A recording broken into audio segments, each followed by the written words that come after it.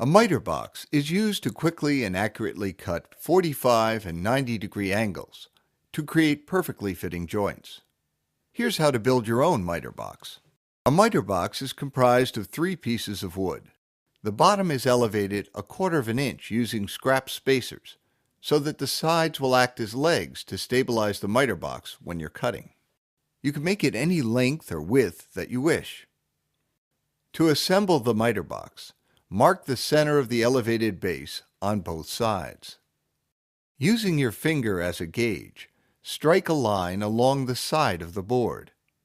To avoid splinters, don't press too hard.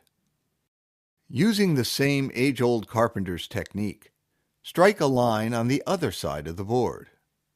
With practice, you'll be able to strike as accurate a line with your hands as you can with a straight edge. To drill pilot holes for the screws, we're going to use a tapered drill bit with a countersinking collar. The collar will cut a countersink pattern in the wood so that the head of the screw will be flush with the surface of the board. Insert the drill bit and tighten the chuck. Line up the tip of the bit with the line and drill 1 hole for each screw. For the length of our miter box, we're going to drill 4 holes on either side. Do the same for the other side, spacing the holes evenly. Assemble the miter box and screw the sides together, pulling the sides tight to the bottom of the box. With the box assembled, it's time to cut 1 90-degree and 2 45-degree guide slots. Mark the center of the box and using a combination square, carefully draw a 90-degree line across the center mark on both sides of the box. Using the combination square, carefully continue the line along the side, making sure that the line is square to the top. Do the same to the outside of the box and to the other side. Now, using the 45-degree angle on the combination square, slide the guide into place and draw a 45-degree angle reference line along the top of both sides of the miter box. Now, using the right angle guide, carry the lines down both sides of the miter box.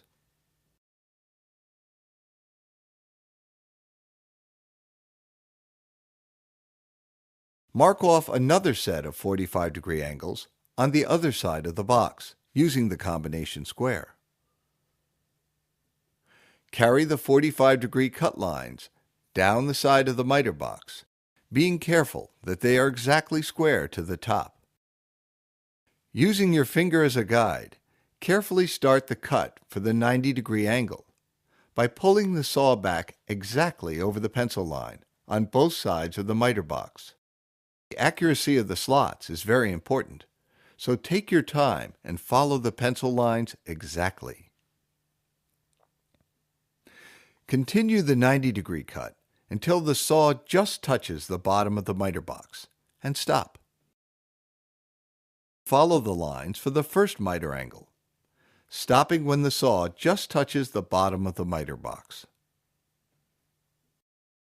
Moving to the other end of the box, carefully cut on the lines for the other miter angle, stopping when the saw just touches the bottom of the miter box. Now for the test. Insert a piece of stock into the miter box and hold it tightly against the side. Insert the saw into the slot and cut through the stock. Now, using the slots for the opposing angle, insert the saw and holding the stock tightly against the side, make your cut. Provided you cut the slots carefully, your miter cuts will fit perfectly.